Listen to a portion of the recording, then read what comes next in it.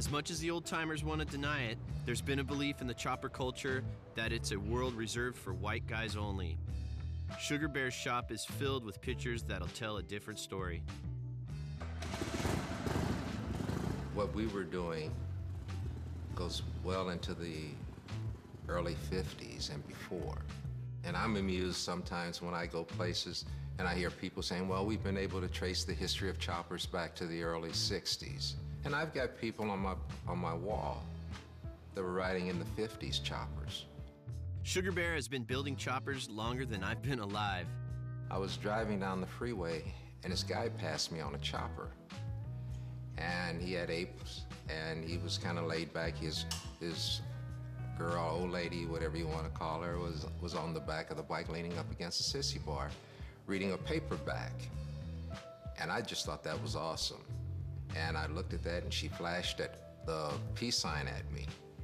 And I smiled, she smiled, and I think the next week I bought a bike. I met him about 17 years ago at a bike show. He makes these crazy springers, and I told him there's no way those could work. But he let me sit on his bike and he showed me that they did really work. My shop was in South Central. I was living in South Central LA. I opened up a shop around the corner from my house so that I could walk to work. Sugar Bear and other African-American bike builders were isolated from the industry, never receiving the recognition they deserved. Tom McMullen was the owner and publisher of Street Chopper, and he would come down into the area and he got to know us, and so he started taking pictures of them and putting them in the magazine. I was on the cover of Street Chopper in '72, and I think that's the only time a black guy has been on the cover. There wasn't any black riders. A lot of Mexican guys. They weren't into choppers at that time. But I'm supposing there were a lot of people that were very prejudiced. Of the people that we rode with, there was probably a lot of prejudiced people. Dick wasn't, that's for sure. Dick Allen was not prejudiced. And nor was I. Major motorcycle events that are publicized, like Daytona, Biketoberfest, as they call it, and whatever, yeah, they're predominantly Caucasian people that attend them. But that's not by design. There's no exclusivity here. There's no, among the bike people that I know, there's no bias. If you went somewhere, you were either told or you got the feeling that you weren't wanted. My uncle went to Daytona, and he stopped by the side of the road to check his bike, and he heard this popping noise. He thought it was a car backfiring. And when he stood up, his foot was warm. He looked down, he'd been shot in the foot by a passing car. So when things like that happen to you, you tend not to go places like that. I've been to Daytona once. I went in 2004 for the first time.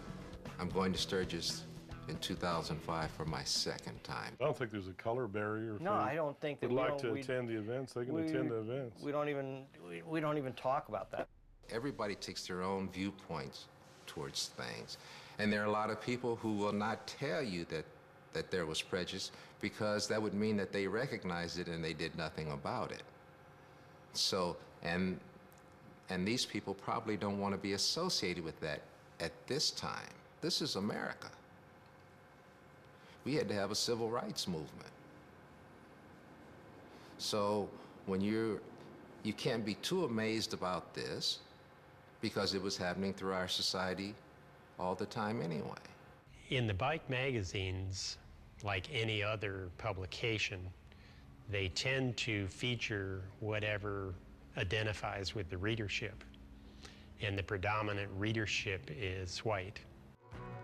Easy Rider at the time had white power ads, swastikas, SS insignias in the ads in the magazine, and that was their clientele at that time. They did say that they had wanted to put my bikes in there, but they didn't want to put a picture of me in there because they weren't sure how it would be handled at that time. Because, again, that was their clientele. It was a business decision, they said. So I told them, well, if you can't put my picture in, then you can't put my bikes in. I looked at Easy Rider to see what they called motorcycles. And for me, it's kind of funny because a lot of the stuff that I see is old stuff, renewed.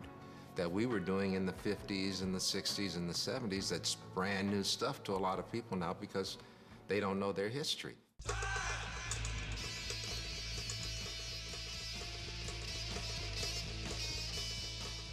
African American riders took their media exposure into their own hands by starting magazines like Soul Spokes and Soulful Wheels, but they couldn't get nationwide distribution.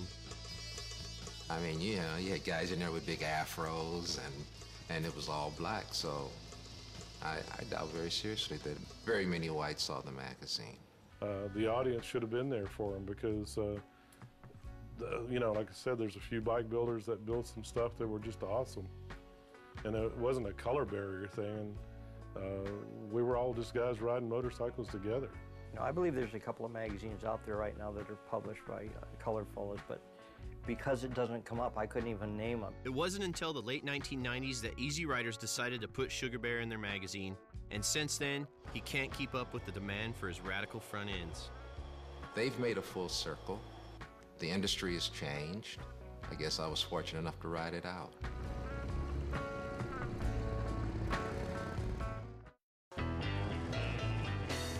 The way I look at it, bikers come in every color and shape, but we all have one thing in common: motorcycles.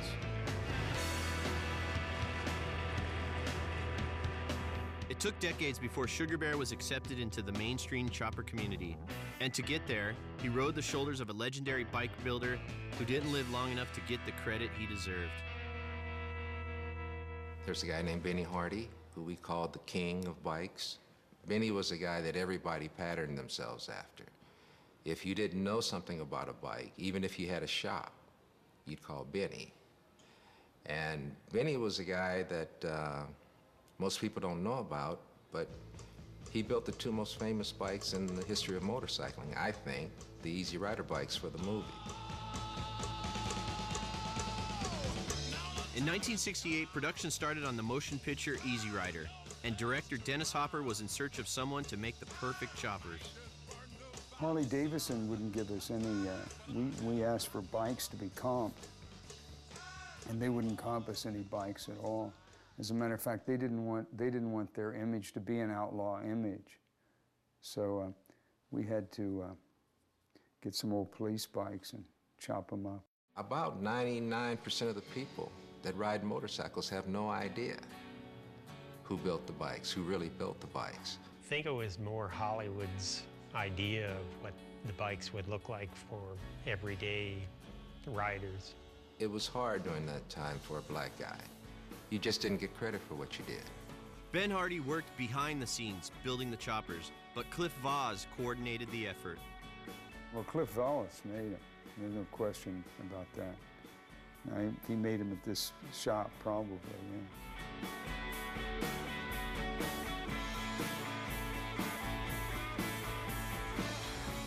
Why doesn't anybody know about these guys? They should be famous. Benny Hardy died in 1994, and no one knew what happened to Cliff Voss. But I was on a mission. After months of searching and digging, I found Cliff Voss in Ensenada, Mexico.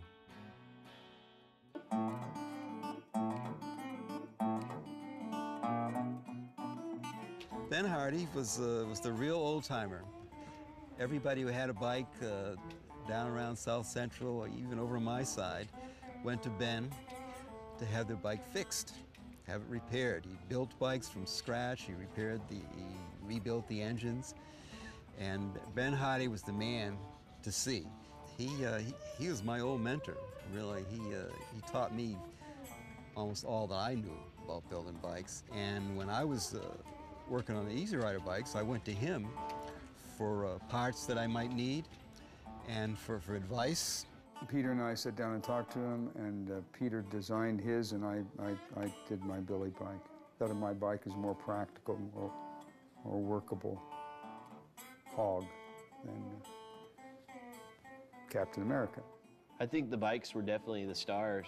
If those guys were riding around Honda Dreams, that movie would have never been as popular as it was, but to have some cool custom painted up Harleys, you know, choppers, when that stuff was kind of taboo then, they definitely stole the show. I don't know what the aims of Easy Rider were at the time, but they certainly weren't going to show blacks at all, no more than they've done in the past.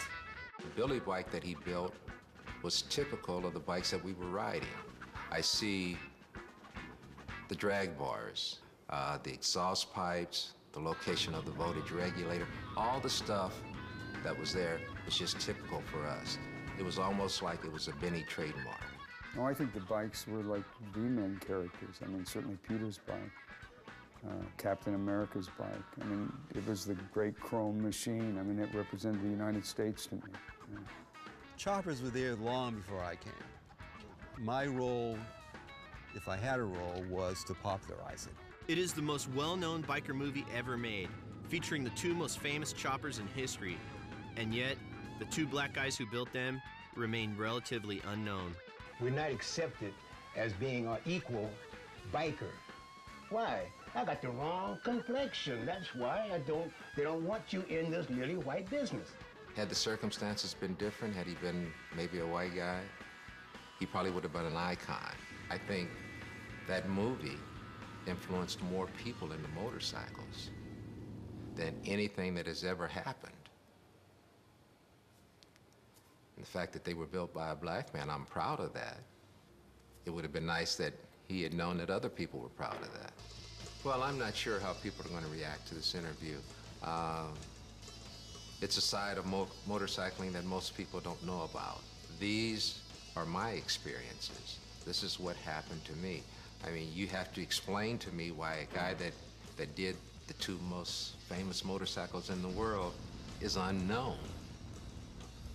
You have to tell me why I was not in magazines for 25 years. I mean, can you see someone saying they didn't know Michelangelo did the Sistine Chapel?